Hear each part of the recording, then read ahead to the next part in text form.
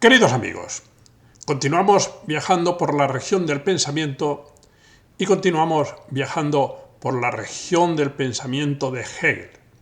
Hemos dejado por un tiempo a Nietzsche, volveremos, pero me tomé como un reto el intentar entender a Hegel, por lo menos en un porcentaje elevado.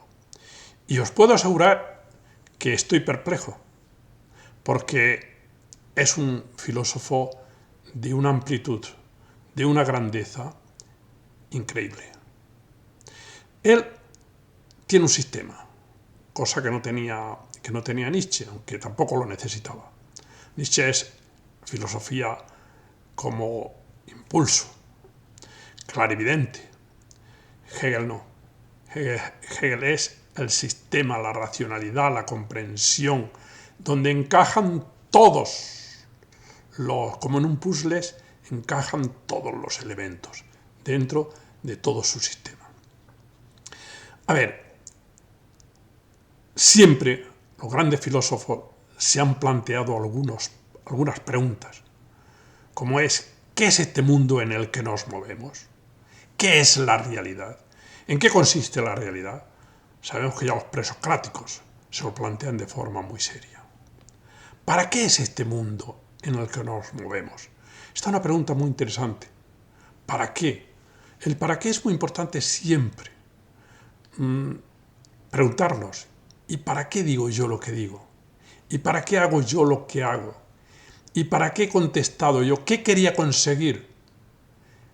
¿Qué pretende este mundo? ¿Tiene alguna pretensión?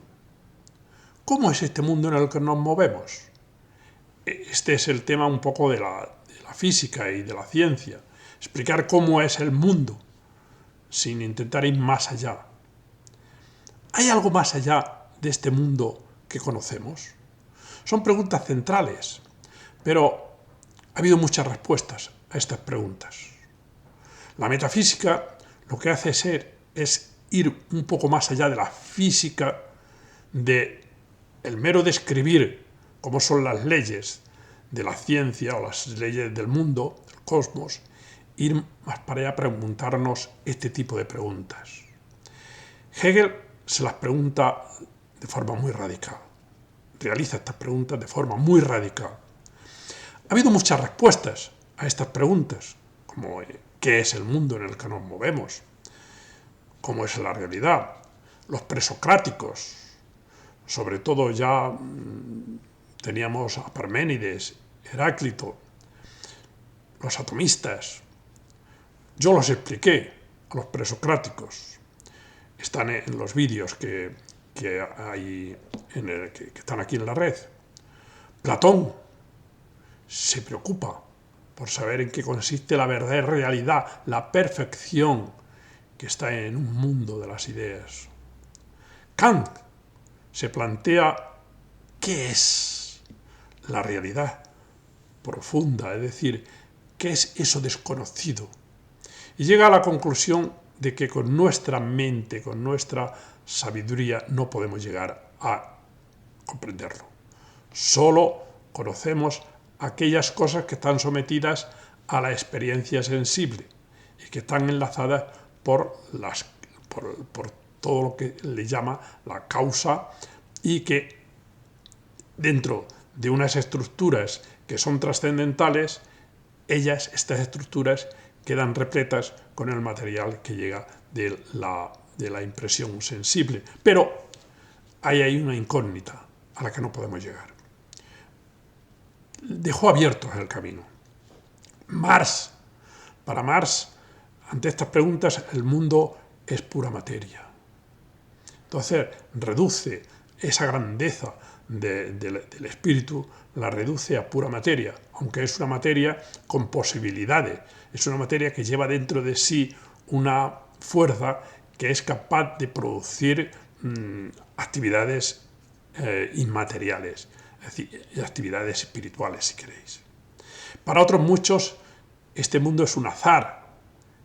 El azar es el que funciona, no lo sabemos, lo desconocido. Hay un cierto escepticismo ante el mundo, ante algo que dirija al mundo, incluso un agnosticismo. No podemos conocerlo. La postura de Hegel es sencillamente deslumbrante. El sistema hegeliano. El mundo es un todo animado por la razón. Esa sería su idea fundamental. Imaginaros, por lo tanto, el mundo como un todo en el que funciona la razón. Yo, en estos estudios que estoy haciendo ya de hace tiempo, bastante tiempo, sobre Hegel, concibo, para entenderlo un poco, que él, en el fondo, pensaba que el mundo es como un juego de la divinidad en la que la divinidad está comprometida y juega él es el juego. Pero en ese juego, Dios nos ha invitado a los seres humanos a que participemos de ese juego. Y nosotros podemos participar de una manera extraordinaria porque también tenemos espíritu, porque estamos repletos de espíritu. Hablaré después de esto. Entonces, nos invita a que juguemos, pero cuidado. Como todo juego, este juego de la vida, del universo, del mundo, este juego divino, como todo juego, tiene sus reglas. Y esas reglas hay que cumplirlas. Esas reglas hay que seguirlas, porque si no, el juego no tiene sentido. Pero cuando se siguen esas reglas, se está siguiendo la racionalidad, se está siguiendo el concepto, se está siguiendo la idea y se está uno entregando y llegando al espíritu absoluto. Y esas reglas están escritas, están claras, son la racionalidad, la razón que las dirige. Este sistema hegeliano, que digo que es animado por la razón, ese mundo, es posible. Es decir, es posible esta postura hegeliana de que nosotros podamos conocer el mundo. Es posible, es necesario, es lo correcto. Hay explicación, encaja perfectamente, es científico, es lo razonable, es ético, es evidente. Todas estas palabras que estoy diciendo serían un poco las reglas del juego. Pero él está convencido de que lo más maravilloso del mundo, lo más grande del mundo, tiene que ser conocido. Tiene que ser entendido. Y no podemos renunciar a ello, ni debemos renunciar a ello. Yo creo que este tipo de situaciones a las que nos lleva Hegel es importante por lo menos planteárnoslas una vez en la vida. Y planteárselo esto. ¿Qué hago yo aquí? Claro, ante esa pregunta, hay personas que encuentran muchas cosas importantes y se sorprenden. Se sorprende. Sorprendido estoy yo también al haber entrado en el pensamiento de Hegel de forma más directa y más profunda. Sorprendido. Te sorprendes porque encuentras cosas que... ¿Qué es esto? ¿Cómo estoy yo viviendo esto? ¿Cómo me encaja esto, esta creencia, esta fuerza, esta racionalidad? Porque Hegel no habla de creencias, habla de racionalidad. Para él, que era muy teológico, es la razón la que entiende, es el concepto. El sentimiento es una expresión, pero no es el concepto fundamental de la comprensión del mundo. Entonces, para él encaja todo ello perfectamente. Es un todo, el mundo, es un todo, absoluto, es único, imperecedero, atemporal, comprometido, activo y completamente inteligible. Esto quizá os suene a Parménides, incluso a la sentencia de Anaximandro. Aquello de donde todo nace, allí vuelve según la justicia del tiempo. parece que está explicando cómo funciona el tiempo. Eso lo explica Hegel perfectamente, cómo funciona, cómo se desarrolla, cómo se determina el mundo, cómo Dios se va determinando a través del mundo, con unas reglas y unas leyes que vamos a describir. Un poco la línea de estas charlas y de estos vídeos que voy a ir poniendo van a ir en esa línea, ¿no? de explicar cómo Dios baja y se determina a través de la tierra y de la tierra, del cosmos, del mundo, para llegar a convertirse en el espíritu absoluto. Ver también cómo la otra línea, la línea del mundo, cómo el mundo se eleva hacia lo absoluto, que es una elevación de todo lo que aquí existe, si es que efectivamente sigue esas líneas y esas reglas de juego. Si no las sigue, quedan como elementos muertos, sin vida. Y sin libertad, que es curioso también. Después, el concepto, la línea del concepto. Como el concepto en la lógica, una lógica muy diferente de la lógica que conocemos, exactamente lo mismo que en la ciencia moderna, que no valen las leyes de la ciencia clásica. Pues un poco pasa lo mismo aquí. En todo caso, Hegel nos va a decir cosas que son muy difíciles de entender con la lógica clásica. Son difíciles de entender. ¿Cómo puede haber lo negativo y lo positivo al mismo tiempo? Lo vamos a ir viendo. Las reglas y las normas de la lógica, que en realidad para él la lógica son los pensamientos, el contenido. Ya son los pensamientos porque es el concepto lleno de realidad. Ya son palabras difíciles de entender y ya son ideas difíciles de entender. Bueno, aquí en Hegel todo esto es inteligible y es efectivamente la concepción de ese mundo como un todo absoluto. Ya sabemos que Hegel era monista, no hay dos realidades, todo es lo absoluto y todo es lo imperecedero, todo. Es decir, ese absoluto que nosotros teníamos en otro lugar, se ponía en otro lugar, lo pone aquí, en el mundo, porque son las determinaciones de este individuo. Y esta palabra determinación, que él la utiliza en muchísimas ocasiones, es decir, como si dijéramos la idea, que es las posibilidades que tiene Dios para realizarse, en principio. Esa idea, esa cantidad de posibilidades, esa idea se va determinando. Se va determinando en los dos sentidos. La palabra determinación como límite, como poner un contorno, como estructurarse de una forma determinada, determinación. Bien, y también como acto de la voluntad divina.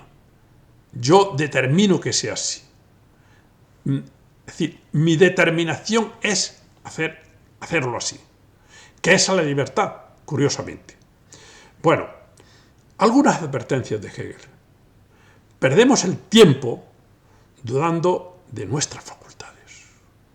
Esto Hegel lo tenía muy claro. Perdemos el tiempo. Y parece que es como muy de gente muy intelectual, muy elevada, el perder el tiempo dudando. No, porque el ser humano, es decir, entrar en la duda de la grandeza humana, de la capacidad humana y de lo que es el espíritu humano. Hegel, yo creo que ha sido la persona que ha engrandecido, que ha elevado más al ser humano. Sabemos que el ser humano tiene un elemento que llamémosle espiritual. Esto lo han entendido todos los mundos y esto es muy difícil rechazarlo. Hay un elemento que no es puramente material dentro de su mundo. Platón lo tenía muy claro. Bien, pero este elemento que es espiritual, parece que nos da como vergüenza a hablar de él, a elevarlo a la categoría que se merece. E intentamos, por una especie de sentido de la verdad, por una especie de sentido de la ciencia, intentamos alejarlo, o por lo menos dejarlo aquí acotado. Y Hegel se ríe. Lo más maravilloso, lo más elevado de los seres humanos tiene que estar sometido, como si estuviera debajo de un ceremín. La grandeza del ser humano es el espíritu que lo invade. Pues claro que sí. La grandeza del ser humano es el espíritu que lo invade. Es curioso, porque actualmente se considera que el renunciar al conocimiento de la sustancia, de lo que la sustancia es el mundo, es señal de inteligencia, en vez de considerar que el ser humano puede llegar a conocer la esencia y que esta es su grandeza. Ante el amor a la verdad, el universo debe revelarse y desplegarse todas las riquezas y profundos misterios de su naturaleza. Hegel se enfrenta esa especie de materialidad y esa espiritualidad. ¿Quién puede más? Y se enfrenta y dice: el universo debe revelarse y desplegar todas las riquezas y profundos misterios de su naturaleza. ¿Está convencido de ello? Entonces, ¿qué es lo que sustenta a la existencia y juega en sus determinaciones consigo mismo? ¿Qué es? ¿Qué es lo que sustenta a la existencia? Porque la existencia está aquí, está sustentada por algo. ¿Qué sería su esencia? ¿Y qué es lo que juega en sus determinaciones consigo mismo? Es decir, dentro de nosotros que nos vamos determinando qué es lo que juega allí. ¿Cómo se juega con ello? ¿Es una empresa imposible conocer esto? ¿Por qué? La fuerza que empuja esta actividad desenfrenada de Hegel es su absoluto convencimiento de que el ser humano es infinito. Y no tiene ningún reparo, ni tampoco titubea a la hora de afirmar que no son las limitaciones del entendimiento humano las que hay que resaltar, sino su infinitud permanente e inacabada. Su infinitud. Bueno, era la época de la Ilustración en la que la infinitud era un concepto fundamental. El cerebro, el entendimiento, es infinito. Es infinito y puede progresar de forma indefinida, de forma inacabada. Bien, pues él no tiene ningún reparo, ni tampoco titubea a la hora de afirmar que no son las limitaciones del entendimiento humano las que hay que resaltar.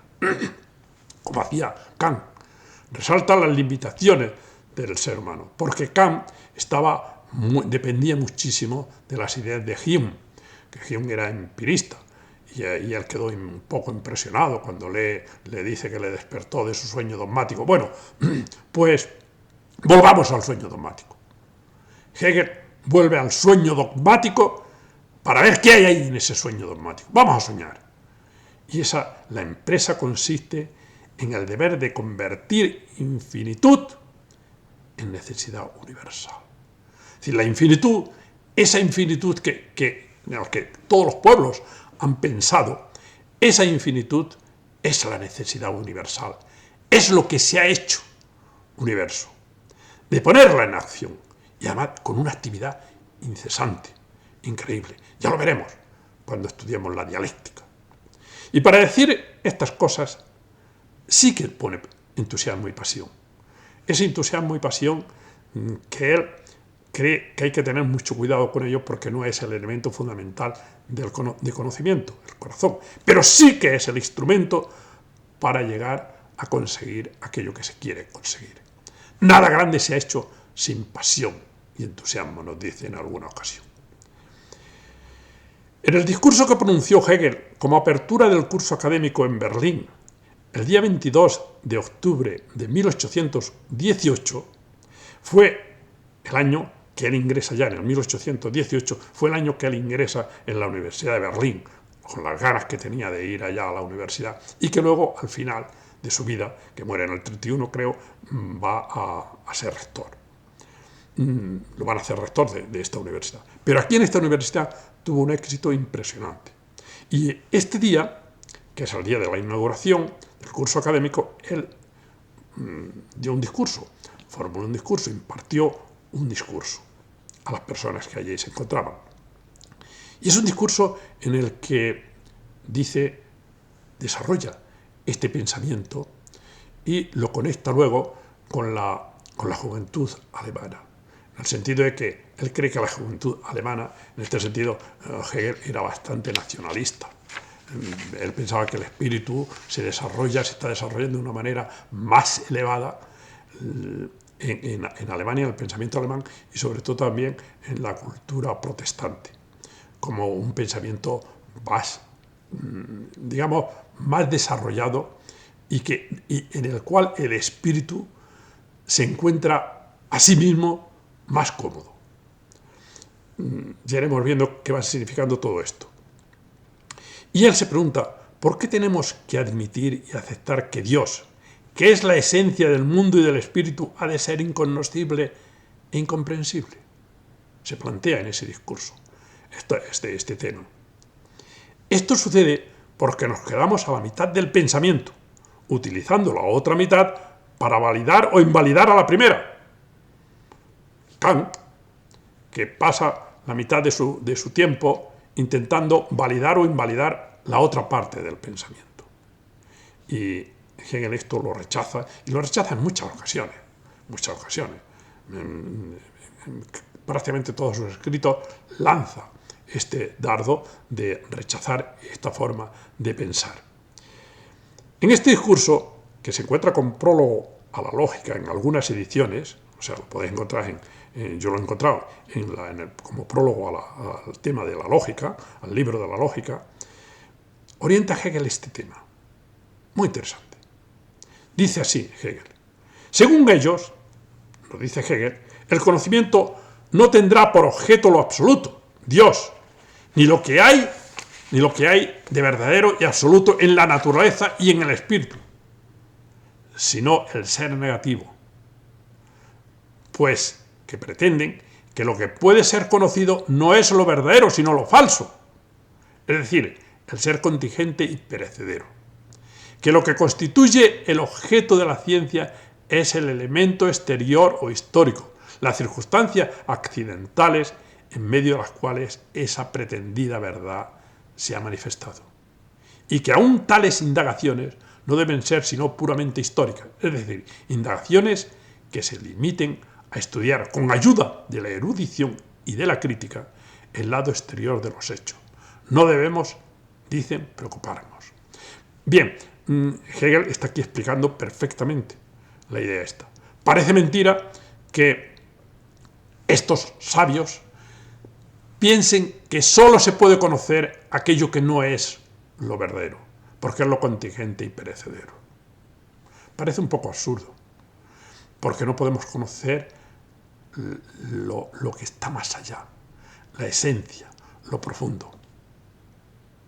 Bien, aquí es donde está quizás la primera decisión que hay que tener para entrar en el mundo de Hegel. Nosotros estamos dispuestos a realizar el pensamiento de, incluso aunque no lo entendamos en principio de una manera clara, intentar aceptar esas evidencias que son para él, que son como evidencias, que son como axiomas muy claros de que el ser humano tiene un espíritu y que fundamentalmente ese espíritu es la parte más elevada del ser humano. Si no estamos dispuestos a esto, es difícil entrar y entender. Y yo lo que estoy haciendo es como un ejercicio de seguir, como un ejercicio, digamos, de planificación metodológico, aceptar estas cosas que él nos dice para ver a dónde llegamos, a dónde nos lleva. Y os puedo asegurar que en esa visita del pensamiento de Hegel estoy muy sorprendido de mí mismo. Bien, actúan como quien sabe que no hay conocimiento de la verdad Y así este abandono de la indagación de la verdad, que en todo tiempo ha sido mirado como señal de un espíritu vulgar y estrecho, es hoy considerado como un triunfo del talento. Esta idea os la he explicado ya antes. Estas son palabras textuales de Hegel. Actúan como quien sabe que no hay conocimiento de la verdad. ¿Cómo puede ser eso? ¿Cómo puede ser que nosotros vivamos en un mundo donde no podamos conocer la verdad? Es decir, donde no podamos ir un poco más allá de lo que nos dicen los sentidos para poder contemplar lo que son las esencias y lo que es la verdad.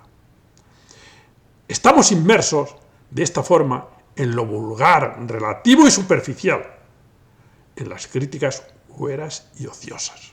Las críticas aquí a Hegel y a todo el pensamiento que había en ese momento, pero que podía efectivamente utilizarse para el pensamiento actual, son claras. Porque es más fácil ir rechazando, ir criticando, que ir a entender lo que es lo positivo.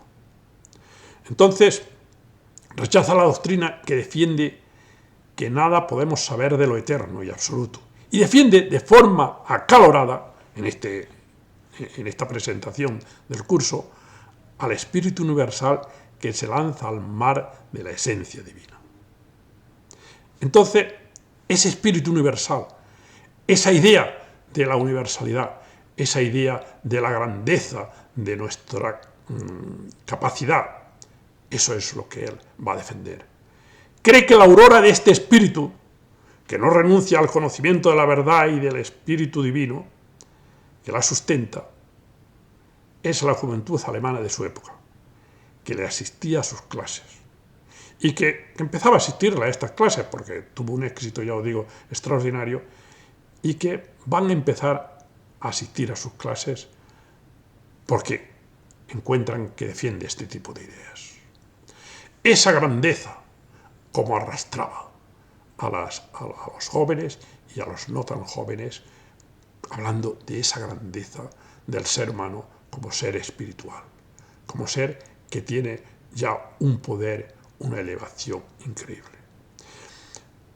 Ese anzuelo que también le lanzaba para que se apuntaran a sus clases, con este tipo de entusiasmo. Hegel es muy difícil, porque dice cosas que es muy difícil entenderlas, pero yo creo que es muy atractivo su pensamiento. Pero hay que dedicarle muchas horas, muchos esfuerzos, para intentar entrar en ese mundo en el que él se movía. Porque para Hegel, el amor a la verdad y la fe en el poder de la inteligencia son la primera condición de la indagación filosófica. Lo dice así. El amor a la verdad y la fe en el poder de la inteligencia son la primera condición de la indagación filosófica. Y por eso tenemos que tener ese amor a la verdad. Y esa fe en el poder de la inteligencia. La fe, dice que tenemos que tenerla no en Dios, que ya lo entenderemos, sino en la razón y en la inteligencia. Tenemos que tener fe en ella porque son capaces de entender y de explicar todo el proceso del cosmos como proceso de determinaciones de lo absoluto. El hombre debe tener el sentimiento de su dignidad y estimarse capaz de alcanzar las más altas verdades. Lo sigue diciendo en este principio de curso, en este discurso que él dio. Entonces, eso, el hombre debe tener el sentimiento de su dignidad. No consideramos que somos seres muy dignos. Quizá porque nos hemos convertido en seres indignos. Pero para Hegel, cuando se siguen esas reglas de juego, el ser humano se eleva a una dignidad absoluta y divina. Suena todo esto a especulaciones. Para Hegel suena a la verdad, a la única verdad. Merece la pena, por tanto, que entremos en ello. Y entremos en ello como se entra en los pensamientos de los filósofos, no para convertirse en una fe, en una religión, no, sino para entender y comprender y tener más elementos de poder decidir, más elementos de libertad. Nada se pensará demasiado grande de la magnitud y el poder de la inteligencia. La esencia oculta del universo no tiene fuerza que pueda resistir al amor a la verdad. Ese es su convencimiento. Según nos decía, él ya era mayorcito, ya sabía lo que decía. En el 1818, había nacido en el 1770. Ya tenía una madurez y había escrito gran parte de sus obras, aunque quizás no las más bonitas, que para mí es la razón en la historia. Ante este amor, el universo debe revelarse y desplegar todas las riquezas y profundos misterios de su naturaleza. Ante este amor, ante esta fuerza, ante este enfrentamiento, él trabajó muchísimo. Él era muy culto y estudiaba mucho. Pues ante este amor, no se puede resistir la verdad. Ante este amor, el universo debe revelarse y desplegar todas las riquezas y profundos misterios de su naturaleza. Todo cuanto hay de verdadero, de grande y de divino en la vida, obra es de la idea. Y el objeto de la filosofía consiste en aprenderla en su forma verdadera y universal. Venga, vamos a ser un poco filósofos. Entonces, y vamos a intentar aprender en su forma verdadera y universal lo que es el mundo, lo que hay de verdadero, lo que hay de grande y de divino en la vida. ¿Es que solo es miseria? Vamos a intentar comprender lo grande, lo maravilloso, el espíritu. Para todo ello, Hegel pide confianza y fe en la razón y en la ciencia, y no tanto esa fe ciega en Dios. El hombre debe tener el sentimiento de su dignidad y estimarse capaz de alcanzar las más altas verdades. Bueno, como veis, aquí está clamando por la grandeza espiritual del ser humano, porque se ponga en funcionamiento. Y cuando efectivamente se acerca y piensa de esa manera, se está introduciendo en el elemento divino y el elemento de ese absoluto en el que reposa todo lo que hay de acontecer en nuestro mundo. Según Hegel, en la verdad no se está ni utilizando una falsa humildad y una falsa modestia al rechazar su conocimiento. Dicen, es que nosotros somos muy modestos, dicen ellos, porque estamos intentando rechazar el conocimiento si no es un conocimiento de lo que se puede conocer. Ni tampoco pensando que la adquisición de la verdad es una cuestión inmediata que llega sin esfuerzo. No, hay que esforzarse, hay que conocerla, porque muchos dicen, no, si es que la evidencia es lo sensible, lo que nosotros nos encontramos. Y sería una falsa o una especie de engreimiento el querer conocer e ir más para allá. Y él dice, no señor, en absoluto. Lo que es un absurdo es quedarse aquí y no querer ir más para allá. La juventud cree estar instalada en la verdad por el hecho de sentirla y no se da cuenta de que hay que conquistarla mediante el rudo trabajo de la inteligencia. Eso es lo primero que se encuentra en Hegel. Un trabajo muy decidido, muy profundo, de comprensión y de la utilización de la inteligencia. Se presenta otro peligro a la conquista de la verdad. Pensar que la vida es más sencilla y que la verdad aparece en cada momento concreto y que las alturas llevan a emborrachar al que se eleva. Claro, también existe esa idea. No, vamos a lo concreto y nos dejamos de especulaciones y de reflexiones. La educación debe ir, piensan estos, a la conquista de los propios fines particulares, por supuesto. Se educa a la gente para que consigan esos fines particulares. Es decir, para que consigan ganar dinero. Pero no para conseguir comprender lo que hay más para allá. Pero es muy otra cosa moldear el propio espíritu para su fin más alto y trabajar por realizarle. Bien, frase de Hegel, de este discurso que os he dicho. Pero es muy otra cosa moldear el propio espíritu para su fin más alto y trabajar por realizarle. Esa es la educación.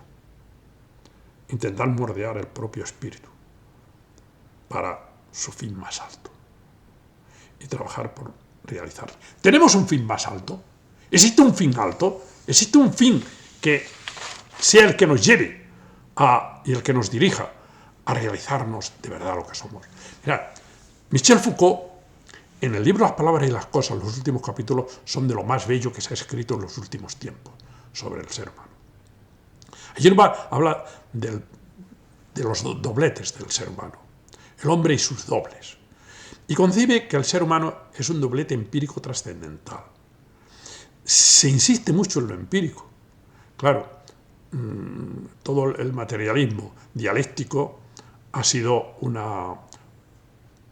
querer definir al ser humano en ese tipo de materialidad y no dejarlo llevar más allá en su pensamiento espiritual.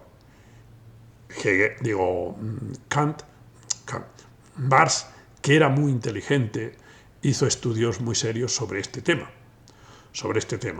El espíritu es un producto que se representa en muchísimas ocasiones como los intereses económicos que están detrás.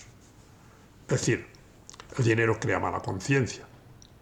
¿Por qué? Porque el espíritu se corrompe y tal, como si el espíritu fuera una cosa secundaria de la materialidad del ser humano.